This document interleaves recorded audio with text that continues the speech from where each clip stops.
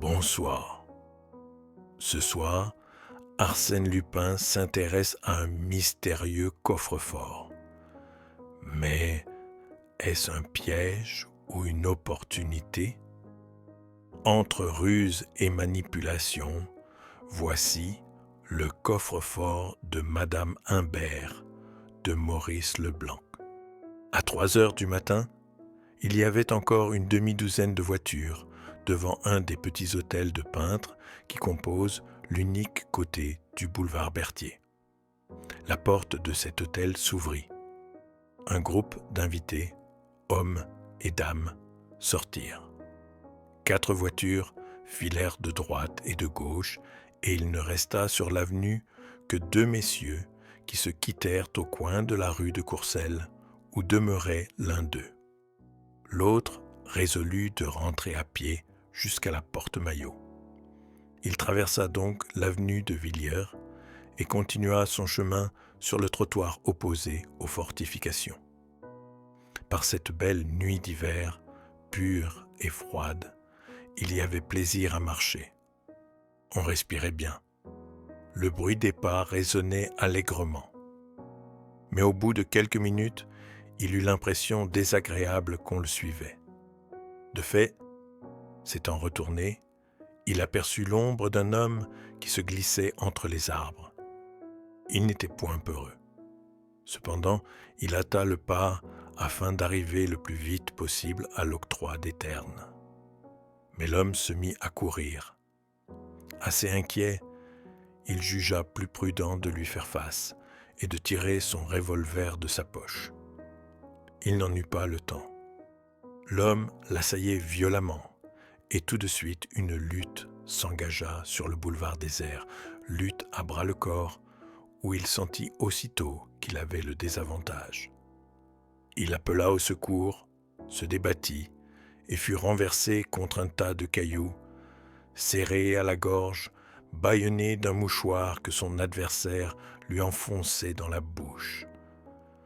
Ses yeux se fermèrent, ses oreilles bourdonnèrent, et il allait perdre connaissance lorsque soudain, l'étreinte se desserra, et l'homme qui l'étouffait de son poids se releva pour se défendre à son tour contre une attaque imprévue. Un coup de canne sur le poignet, un coup de botte sur la cheville. L'homme poussa 2 grognements de douleur et s'enfuit en boitant et en jurant. Sans daigner le poursuivre, le nouvel arrivant se pencha et dit « Êtes-vous blessé, monsieur ?» Il n'était pas blessé, mais fort étourdi et incapable de se tenir debout. Par bonheur, un des employés de l'octroi, attiré par les cris, accourut. Une voiture fut requise. Le monsieur y prit place accompagné de son sauveur, et on le conduisit à son hôtel de l'avenue de la Grande Armée. Devant la porte, tout à fait remis, il se confondit en remerciements. « Je vous dois la vie, monsieur. Veuillez croire que je ne l'oublierai point. Je ne veux pas effrayer ma femme en ce moment, mais je tiens à ce qu'elle vous exprime elle-même, dès aujourd'hui, toute ma reconnaissance. » Il le pria de venir déjeuner et lui dit son nom, Ludovic Imbert, ajoutant « Puis-je savoir à qui j'ai l'honneur ?»« Mais certainement, fit l'autre. Et il se présenta. Arsène Lupin. Arsène Lupin n'avait pas alors cette célébrité que lui ont valu l'affaire Cahorn, son évasion de la santé et tant d'autres exploits retentissants. Il ne s'appelait même pas Arsène Lupin. Ce nom, auquel l'avenir réservait un tel lustre, fut spécialement imaginé pour désigner le sauveur de M. Imbert, et l'on peut dire que c'est dans cette affaire qu'il reçut le baptême du feu. Prêt au combat, il est vrai, armé de toutes pièces, mais sans ressources, sans l'autorité que donne le succès, Arsène Lupin n'était qu'apprenti dans une profession où il devait bientôt passer maître.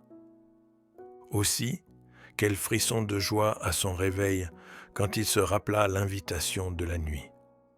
Enfin, il touchait au but. Enfin, il entreprenait une œuvre digne de ses forces et de son talent. Les millions des Imbert, quelle proie magnifique pour un appétit comme le sien.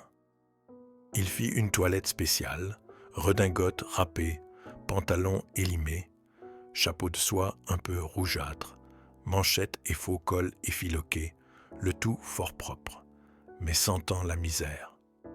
Comme cravate, un ruban noir épinglé d'un diamant de noix à surprise. Et, ainsi accoutré, il descendit l'escalier du logement qu'il occupait à Montmartre. Au 3e étage, sans s'arrêter, il frappa du pommeau de sa canne sur le battant d'une porte close. Dehors, il gagna les boulevards extérieurs. Un tramway passait. Il y prit place, et quelqu'un qui marchait derrière lui, le locataire du 3e étage, s'assit à son côté. Au bout d'un instant, cet homme lui dit « Eh bien, patron ? Eh bien, c'est fait. Comment ? J'y déjeune. Vous y déjeunez. Tu ne voudrais pas, j'espère, que j'eusse exposé gratuitement des jours aussi précieux que les miens ? J'ai arraché M. Ludovic Imbert à la mort certaine que tu lui réservais. M. Ludovic Imbert est une nature reconnaissante. Il m'invite à déjeuner. Un silence, et l'autre hasarda. Alors, vous n'y renoncez pas ? Mon petit, fit Arsène, si j'ai machiné la petite agression de cette nuit, si je me suis donné la peine à 3 heures du matin, le long des fortifications, de t'allonger un coup de canne sur le poignet et un coup de pied sur le tibia, risquant ainsi d'endommager mon unique ami, ce n'est pas pour renoncer maintenant au bénéfice d'un sauvetage si bien organisé. Mais les mauvais bruits qui courent sur la fortune, laisse-les courir. Il y a 6 mois que je poursuis l'affaire. 6 mois que je me renseigne, que j'étudie, que je tends mes filets, que j'interroge les domestiques, les prêteurs et les hommes de paille. 6 mois que je vis dans l'ombre du mari et de la femme. Par conséquent, je sais à quoi m'en tenir. Que la fortune provienne du vieux Broford, comme ils le prétendent, ou d'une autre source, j'affirme qu'elle existe. Et puisqu'elle existe, elle est à moi. Bigre, 100 millions. Mettons-en 10, ou même 5, n'importe. Il y a de gros paquets de titres dans le coffre-fort. C'est bien le diable si, un jour ou l'autre, je ne mets pas la main sur la clé. Le tramway s'arrêta place de l'Étoile. L'homme murmura « Ainsi, pour le moment, rien à faire. Je t'avertirai. Nous avons le temps. » 5 minutes après, Arsène Lupin montait le somptueux escalier de l'hôtel Imbert et Ludovic le présentait à sa femme. Gervaise était une bonne petite dame, toute ronde, très bavarde. Elle fit à Lupin le meilleur accueil. « J'ai voulu que nous soyons seuls à fêter notre sauveur, dit-elle. Et dès l'abord, on traita notre sauveur comme un ami d'ancienne date. Au dessert, l'intimité était complète et les confidences allèrent bon train. Arsène raconta sa vie, la vie de son père, intègre magistrat, les tristesses de son enfance, les difficultés du présent. Gervaise, à son tour, dit sa jeunesse, son mariage, les bontés du vieux Broford, les 100 millions dont elle avait hérité, les obstacles qui retardaient l'entrée en jouissance, les emprunts qu'elle avait dû contracter à des taux exorbitants, ces interminables démêlés avec les neveux de Broford et les oppositions, et les séquestres tout enfin. Pensez donc, monsieur Lupin, les titres sont là, à côté, dans le bureau de mon mari, et si nous en détachons un seul coupon, nous perdons tout. Ils sont là, dans notre coffre-fort, et nous ne pouvons pas y toucher. Un léger frémissement secoua M. Lupin à l'idée de ce voisinage. Et il eut la sensation très nette que M. Lupin n'aurait jamais assez d'élévation d'âme pour éprouver les mêmes scrupules que la bonne dame. « Ah, ils sont là, murmura-t-il, la gorge sèche. Ils sont là. » Des relations commencées sous de tels auspices ne pouvaient que former des nœuds plus étroits. Délicatement interrogé, Arsène Lupin avoua sa misère, sa détresse. Sur-le-champ, le malheureux garçon fut nommé secrétaire particulier des deux époux, aux appointements de 150 francs par mois. Il continuerait à habiter chez lui, mais il viendrait chaque jour prendre les ordres de travail et, pour plus de commodité, on mettait à sa disposition, comme cabinet de travail, une des chambres du 2e étage. Il choisit. Par quel excellent hasard se trouva-t-elle au-dessus du bureau de Ludovic? Arsène ne tarda pas à s'apercevoir que son poste de secrétaire ressemblait furieusement à une sinécure. En 2 mois, il n'eut que 4 lettres insignifiantes à recopier et ne fut appelé qu'une fois dans le bureau de son patron, ce qui ne lui permit qu'une fois de contempler officiellement le coffre-fort.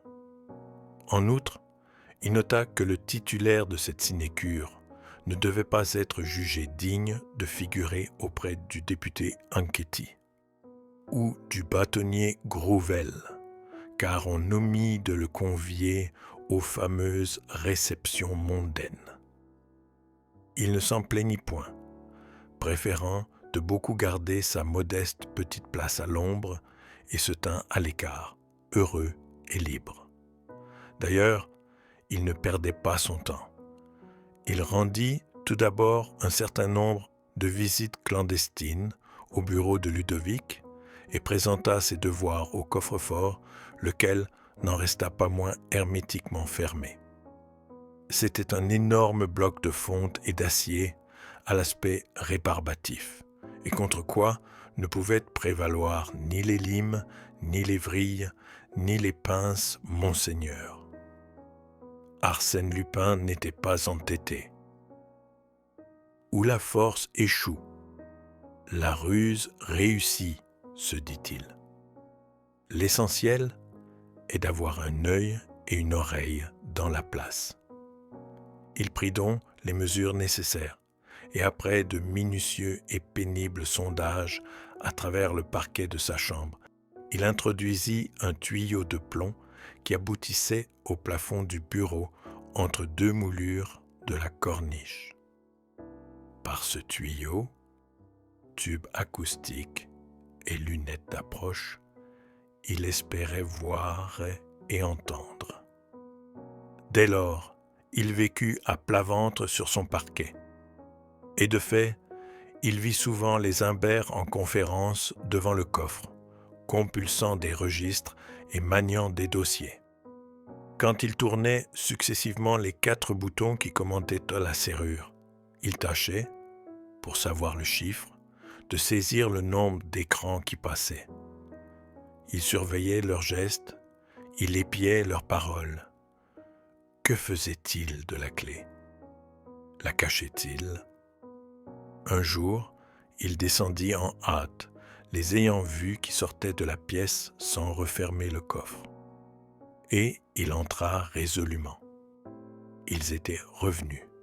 « Oh, excusez-moi, dit-il, je me suis trompé de porte. » Mais Gervaise se précipita et l'attirant. « Entrez donc, monsieur Lupin, entrez donc. N'êtes-vous pas chez vous ici? Vous allez nous donner un conseil. Quel titre devons-nous vendre? De l'extérieur ou de la rente? » Mais l'opposition, objecta Lupin très étonné. « Oh, elle ne fera pas tous les titres. » Elle écarta le battant. Sur les rayons s'entassaient des portefeuilles ceinturés de sangles.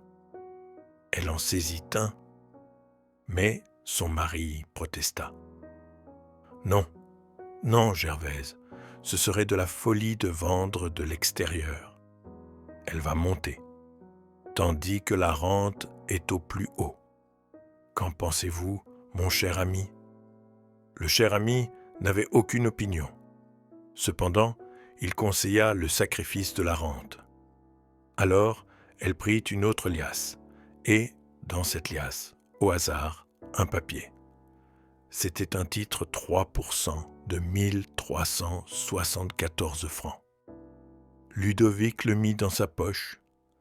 L'après-midi, accompagné de son secrétaire, il fit vendre ce titre par un agent de change et toucha 46 000 francs. Quoi qu'en eût dit Gervaise, Arsène Lupin ne se sentait pas chez lui. Bien au contraire, sa situation dans l'hôtel Imbert le remplissait de surprises. À diverses occasions, il put constater que les domestiques ignoraient son nom. Ils l'appelaient « Monsieur ». Ludovic le désignait toujours ainsi. « Vous préviendrez monsieur. Est-ce que monsieur est arrivé ?» Pourquoi cette appellation énigmatique? D'ailleurs, après l'enthousiasme du début, les Imbert lui parlaient à peine et, tout en le traitant avec les égards dus à un bienfaiteur, ne s'occupaient jamais de lui. On avait l'air de le considérer comme un original qui n'aime pas qu'on l'importune, et on respectait son isolement, comme si cet isolement était une règle édictée par lui, un caprice de sa part. Une fois qu'il passait dans le vestibule, il entendit Gervaise qui disait à deux messieurs « C'est un tel sauvage !»« Soit, pensa-t-il, nous sommes un sauvage. » Et renonçant à s'expliquer les bizarreries de ces gens, il poursuivait l'exécution de son plan. Il avait acquis la certitude qu'il ne fallait point compter sur le hasard ni sur une étourderie de Gervaise que la clé du coffre ne quittait pas, et qui, au surplus, n'eût jamais emporté cette clé sans avoir préalablement brouillé les lettres de la serrure. Ainsi donc, il devait agir. Un événement précipita les choses, la violente campagne menée contre les Imbert par certains journaux. On les accusait d'escroquerie. Arsène Lupin assista aux péripéties du drame, aux agitations du ménage, et il comprit qu'en tardant davantage, il allait tout perdre. 5 jours de suite, au lieu de partir vers 6 heures, comme il en avait l'habitude, il s'enferma dans sa chambre. On le supposait sorti. Lui s'étendait sur le parquet et surveillait le bureau de Ludovic. Les 5 soirs, la circonstance favorable qu'il attendait ne s'étant pas produite, il s'en alla au milieu de la nuit par la petite porte qui desservait la cour. Il en possédait une clé. Mais le 6e jour, il apprit que les Imbert, en réponse aux insinuations malveillantes de leurs ennemis, avaient leur proposé qu'on ouvrît le coffre et qu'on en fît l'inventaire. « C'est pour ce soir », pensa Lupin. Et en effet, après le dîner, Ludovic s'installa dans son bureau. Gervaise le rejoignit. Ils se mirent à feuilleter les registres du coffre. Une heure s'écoula, puis une autre heure. Il entendit les domestiques qui se couchaient. Maintenant, il n'y avait plus personne au premier étage. Minuit. Les imbères continuaient leur besogne. « Allons-y » murmura Lupin. Il ouvrit sa fenêtre. Elle donnait sur la cour, et l'espace, par la nuit sans lune et sans étoiles, était obscur. Il tira de son armoire une corde à nœuds qu'il assujettit à la rampe du balcon, enjamba et se laissa glisser doucement, en s'aidant d'une gouttière, jusqu'à la fenêtre située au-dessous de la sienne. C'était celle du bureau, et le voile épais des rideaux molletonnés masquait la pièce. Debout sur le balcon, il resta un moment immobile, l'oreille tendue et l'œil aux aguets. Tranquillisé par le silence, il poussa légèrement les deux croisées.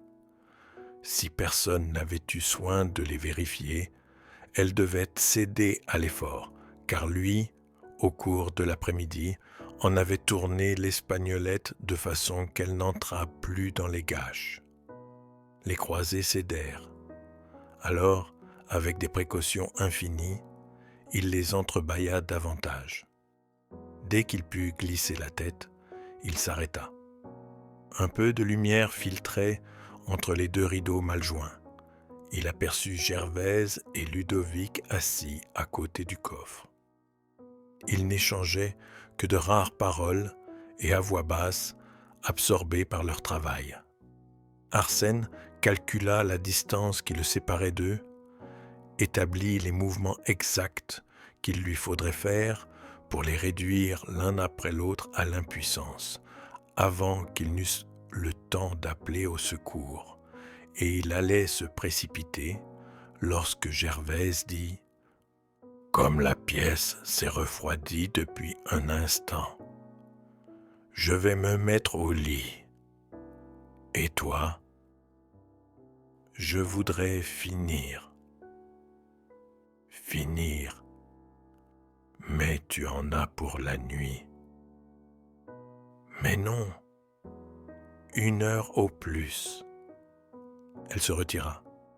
20 minutes, 30 minutes passèrent. Arsène poussa la fenêtre un peu plus. Les rideaux frémirent. Il poussa encore. Ludovic se retourna et, voyant les rideaux gonflés par le vent, se leva pour fermer la fenêtre. Il n'y eut pas un cri, pas même une apparence de lutte. En quelques gestes précis, et sans lui faire le moindre mal, Arsène l'étourdit, lui enveloppa la tête avec le rideau, le ficela, et de telle manière que Ludovic ne distingua même pas le visage de son agresseur. Puis, rapidement, il se dirigea vers le coffre, saisit 2 portefeuilles qu'il mit sous son bras, sortit du bureau, descendit l'escalier, traversa la cour et ouvrit la porte de service. Une voiture stationnait dans la rue. « Prends cela d'abord, » dit-il au cocher, « et suis-moi. » Il retourna jusqu'au bureau. En 2 voyages, ils vidèrent le coffre. Puis, Arsène monta dans sa chambre, enleva la corde, effaça toute trace de son passage. C'était fini. Quelques heures après, Arsène Lupin, aidé de son compagnon, opéra le dépouillement des portefeuilles. Il n'éprouva aucune déception. L'ayant prévu, a constaté que la fortune des Imbert n'avait pas l'importance qu'on lui attribuait. Les millions ne se comptaient pas par centaines, ni même par dizaines. Mais enfin, le total formait encore un chiffre très respectable, et c'était d'excellente valeur, obligations de chemin de fer, ville de Paris, fonds d'État, Suez, mines du Nord, etc. Il se déclara satisfait. « Certes, dit-il, il y aura un rude déchet quand le temps sera venu de négocier. On se heurtera à des oppositions et il faudra plus d'une fois liquider à vil prix. N'importe, avec cette première mise de fonds, je me charge de vivre comme je l'entends et de réaliser quelques rêves qui me tiennent au cœur. Et le reste, tu peux le brûler, mon petit. Ces tas de papier faisaient bonne figure dans le coffre-fort. Pour nous, c'est inutile. Quant aux titres, nous allons les enfermer bien tranquillement dans le placard et nous attendrons le moment propice. Le lendemain, Arsène pensa qu'aucune raison ne l'empêchait de retourner à l'hôtel Humbert. Mais la lecture des journaux lui révéla cette nouvelle imprévue. Ludovic et Gervaise avaient disparu. L'ouverture du coffre eut lieu en grande solennité. Les magistrats y trouvèrent ce qu'Arsène Lupin avait laissé, peu de choses. Tels sont les faits et telle est l'explication que donne à certains d'entre eux l'intervention d'Arsène Lupin. J'en tiens le récit de lui-même, un jour qu'il était en veine de confidence. Ce jour-là, il se promenait de long en large dans mon cabinet de travail. Et ses yeux avaient une petite fièvre que je ne leur connaissais pas. « Somme toute, lui dis-je, c'est votre plus beau coup ?» Sans me répondre directement, il reprit « Il y a dans cette affaire des secrets impénétrables. Ainsi, même après l'explication que je vous ai donnée, que d'obscurité encore. Pourquoi cette fuite ? Pourquoi n'ont-ils pas profité du secours que je leur apportais involontairement ? Il était si simple de dire « Les 100 millions se trouvaient dans le coffre. Ils n'y sont plus parce qu'on les a volés. Ils ont perdu la tête. Oui, voilà, ils ont perdu la tête. D'autre part, il est vrai. Il est vrai ? Non, rien. » Que signifiait cette réticence ? Il n'avait pas tout dit. C'était visible. Et ce qu'il n'avait pas dit, il répugnait à le dire. J'étais intrigué. Il fallait que la chose fût grave pour provoquer de l'hésitation chez un tel homme. Je lui posai des questions au hasard. « Vous ne les avez pas revus ? » « Non. » « Et il ne vous est pas advenu d'éprouver, à l'égard de ces deux malheureux, quelque pitié ? » « Moi ?» proféra-t-il en sursautant. Sa révolte m'étonna. Avais-je touché juste ? J'insistais. Évidemment, sans vous, ils auraient peut-être pu faire face au danger, ou du moins partir les poches remplies. Des remords, c'est bien cela que vous m'attribuez, n'est-ce pas ? Dame, il frappa violemment sur ma table. Ainsi, selon vous, je devrais avoir des remords ? Appelez cela des remords ou des regrets, bref, un sentiment quelconque. Un sentiment quelconque pour des gens. Pour des gens à qui vous avez dérobé une fortune. Quelle fortune ? Enfin, ces 2 ou 3 liasses de titres, je leur ai dérobé des paquets de titres, n'est-ce pas ? Une partie de leur héritage. Voilà ma faute, voilà mon crime. Mais, sacrebleu mon cher, vous n'avez donc pas deviné qu'ils étaient faux, ces titres ? Vous entendez ? Ils étaient faux. Je le regardais abasourdi. Faux ! les 4 ou 5 millions. Faux, s'écria-t-il rageusement, archi faux. Les obligations, les villes de Paris, les fonds d'État, du papier, rien que du papier. Pas un sou, je n'ai pas tiré un sou de tout le bloc. Et vous me demandez d'avoir des remords ? Mais c'est eux qui devraient en avoir. Ils m'ont roulé comme un vulgaire gogo. Ils m'ont plumé comme la dernière de leurs dupes et la plus stupide. Une réelle colère l'agitait, faite de rancune et d'amour-propre blessé. Mais d'un bout à l'autre, j'ai eu le dessous, dès la première heure. Savez-vous le rôle que j'ai joué dans cette affaire, ou plutôt le rôle qu'ils m'ont fait jouer, celui d'André Broford? Oui, mon cher, et je n'y ai vu que du feu. C'est après, par les journaux et en rapprochant certains détails, que je m'en suis aperçu. Tandis que je posais au bienfaiteur, au monsieur qui a risqué sa vie pour vous tirer de la griffe des Apaches, eux, ils me faisaient passer pour un des Broford. N'est-ce pas admirable? Cet original qui avait sa chambre au 2e étage, ce sauvage que l'on montrait de loin, c'était Broford. Et Broford, c'était moi. Et grâce à moi, grâce à la confiance que j'inspirais sous le nom de Broford, les banquiers prêtaient et les notaires engageaient leurs clients à prêter. Hein? Quelle école pour un débutant! Ah! Je vous jure que la leçon m'a servi. Il s'arrêta brusquement, me saisit le bras, et il me dit d'un ton exaspéré, où il était facile cependant de sentir des nuances d'ironie et d'admiration, il me dit cette phrase ineffable. « Mon cher, à l'heure actuelle, Gervaise Humbert me doit 1500 francs. » Pour le coup, je ne pus m'empêcher de rire. C'était vraiment d'une bouffonnerie supérieure. Et lui-même eut un accès de franche gaieté. « Oui, mon cher, 1500 francs.